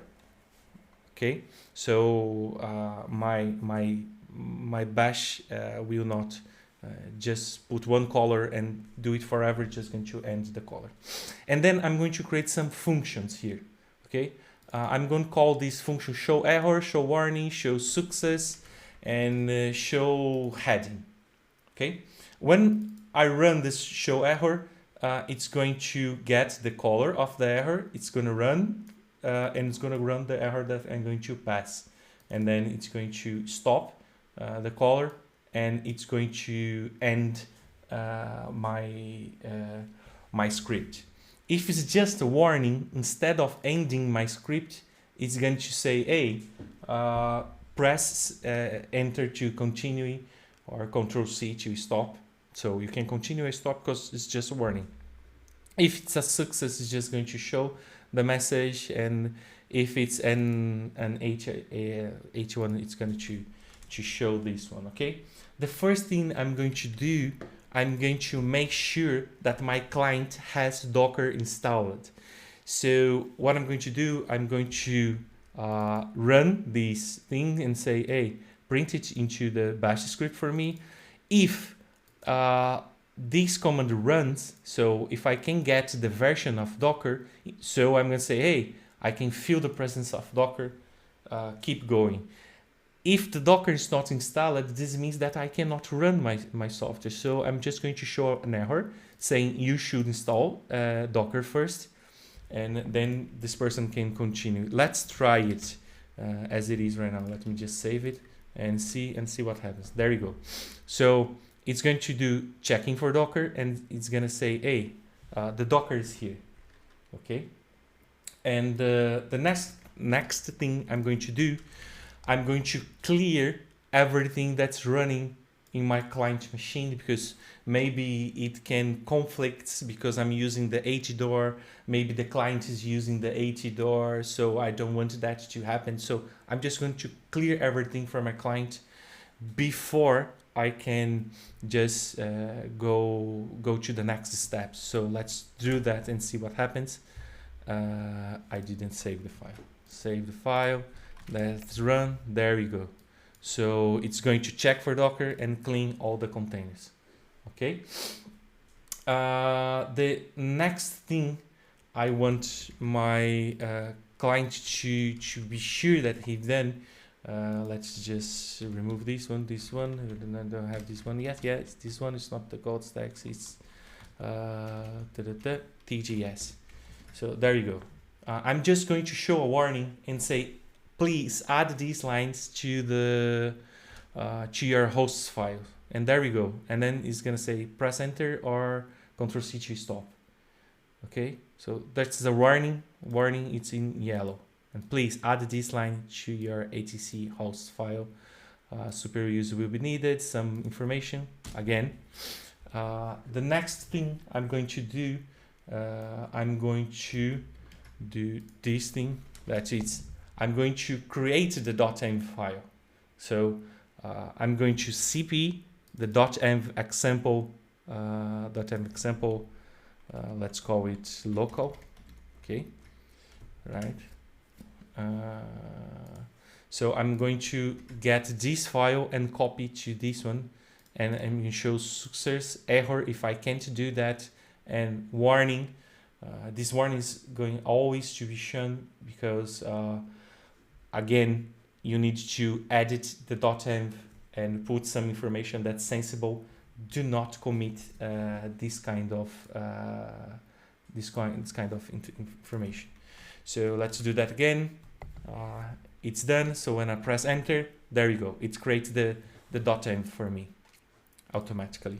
Okay. And of course, the last thing that I'm going to do, it's exactly the same thing, but I'm going to do that with Docker Compose file. So I'm going to check if there is not Docker Compose file. What I'm going to do, create the Docker Compose file and do all of that. So again, show header, success if you can copy, if you cannot copy, it's going to produce an error. So let's do that. There you go, all clean, everything. So created the Docker Compose file, there you go, the Docker Compose file, it's there, right?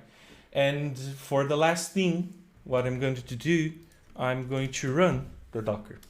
So let's just do the Docker Compose app. Okay, so let's do it all over again. Please do that. Copying, and my service is going up. So again, you can always do better for your client. You can always create a better environment.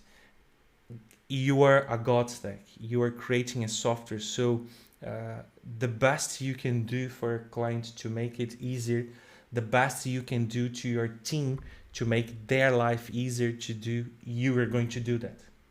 Okay? And we are going to do that. What do you think, Bruno?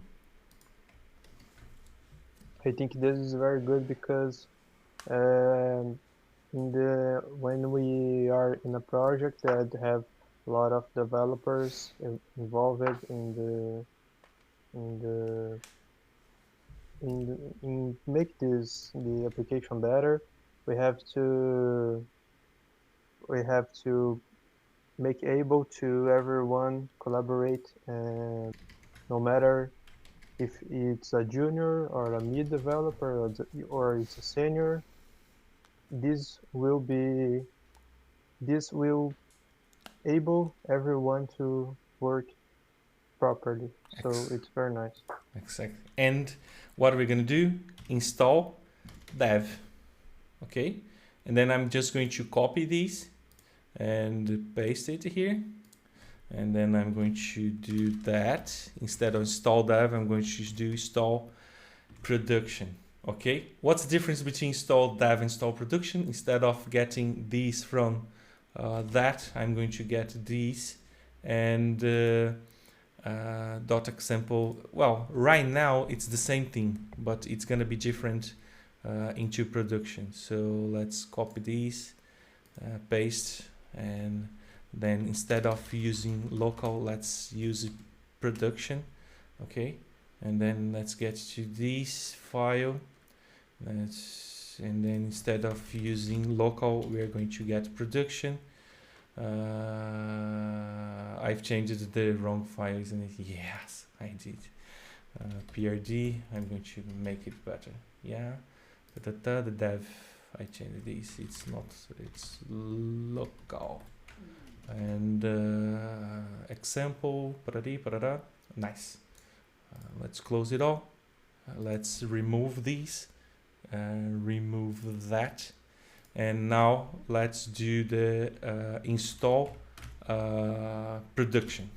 Okay, let's run install production. There we go. There we go. Information, and running production. So when I need to make my software goes up into production, install production, poof, the software is running. When I want to run, when the developers want to run it in development mode, install dev, and everything is working. As Albus said into the chat, they have a bash script to automate everything. That's what we have. I'm absolutely sure that Albus is a professional doing that and work with a professional company. We do the same. We are God stackers. Nice. Well, I believe that's it for today. So I'm just going to let me see. This is good. Let's put this folder into the git ignore. Let's encrypt it because we don't need to commit it. Okay. The registry we are going to commit. Everything we're going to commit.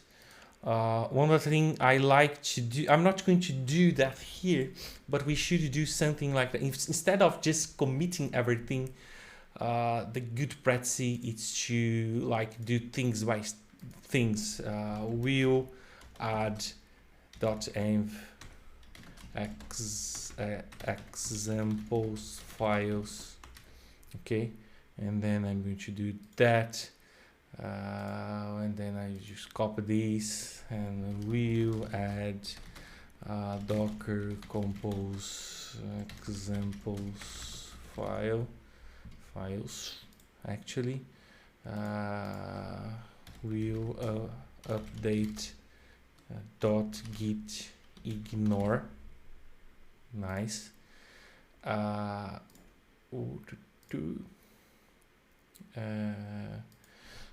We'll add how can I say that it's automated scripts for API. Perfect. And we'll add recipe docker file. Okay. We'll add install scripts. Beautiful. And now we just send it, and that's it.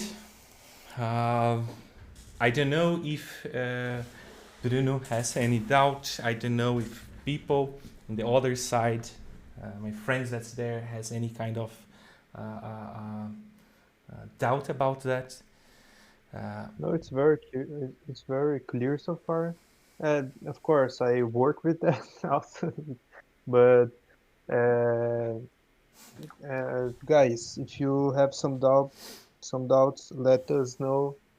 Put in the chat, put in the Discord, and we will answer.